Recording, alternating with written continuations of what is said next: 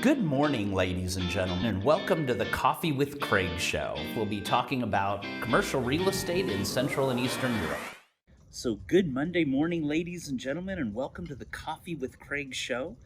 We had a very busy last week, and this week and this month is still really retail. Really, we're focusing on retail. We've got Mapic at the end of the month, and we're doing our CE retail guide that will be distributed at Mapic. So if you've got any sort of retail locations or shopping centers that there's some opportunities for retailers, let us know. We want to get you in the magazine.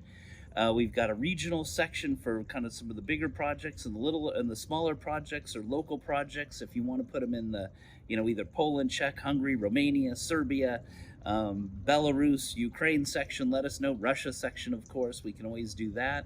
A lot of great opportunities. I can see that there's already over 1,000 retailers coming to Mapic this year, so great opportunity to promote to them. Any of the retailers that you're looking to expand in Central Europe, let us know. The last week we had really a great opportunity to meet several American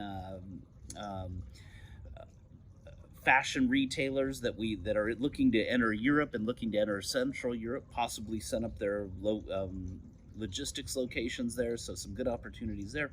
So let me know, or Winston, that you want to be in this edition for retail guide. Next week is the final week, and we need to get the magazines to the printer. So really, I think even Friday is the deadline for the advertising. So let us know right away. Also, we have the CEE Retail Awards, which is going extremely well, and we'll talk tomorrow about the new jury members that are on board. Maybe we'll just recap all the jury members and the sponsors that we already have. So if you want to be a sponsor or even be a corporate table sponsor, we're putting all the logos, and we're doing a big promotion at Mapic for the CE Retail Awards, which will happen January 27th at the Warsaw InterContinental Hotel. So we'll take a little break, and we'll go straight to Winston, and Winston will give us all of the pearls of wisdom of the news from EuropaProperty.com. So Winston, take it away with today's news. Ladies and gentlemen, join us for the 14th Annual Europa Property CEE Retail Awards. With over 100 expansion directors attending and the most active owners of shopping centers, retail parks, and big box retail, and they're ready to do deals. This event is not to be missed. During the day, we have our retail marketplace, which focuses on deal-making retailer presentations and the CEE Retail Forum. Then in the evening, our big retail awards gala, which starts at 7 and finishes late into the evening. Good morning and welcome to the Coffee with Craig show. And here are the highlights from the EuropaProperty.com website for this Monday morning.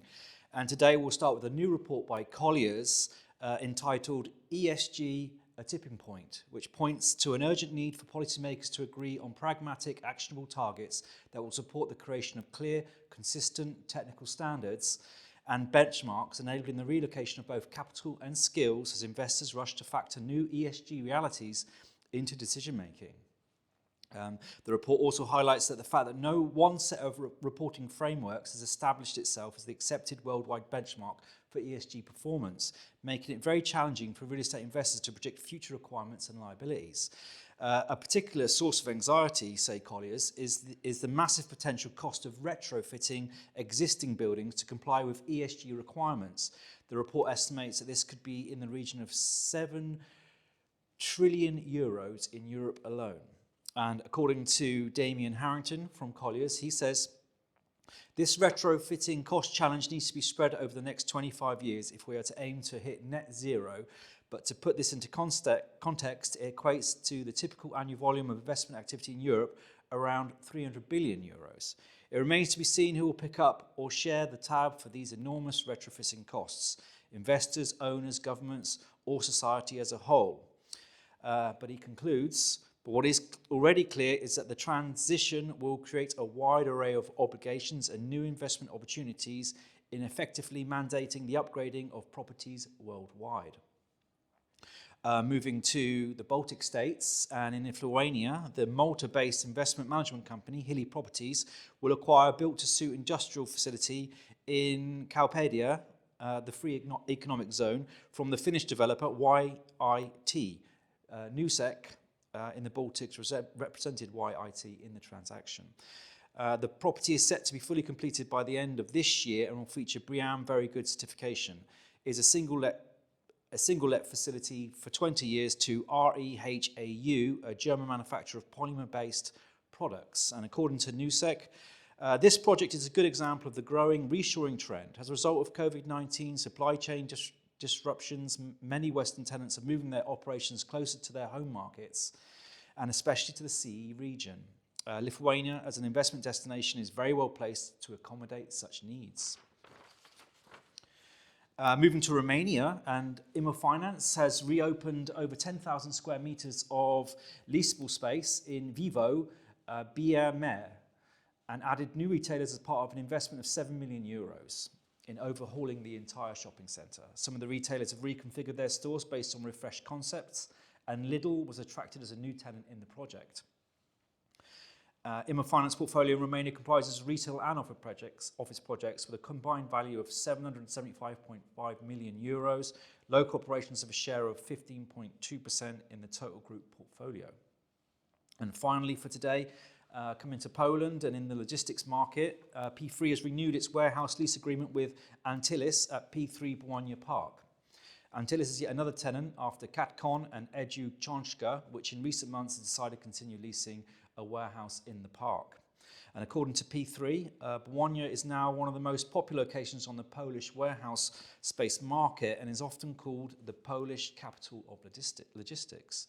The P3 Błania Park facilities are very popular with both Polish and international tenants. The park is very well located near Warsaw, and it's close to the motorway, which enables efficient distribution of products as well as access to qualified workforce. And those are the headlines for today. For more information, more news, please log in to EuropaProperty.com, and we'll see you tomorrow. Thanks very much.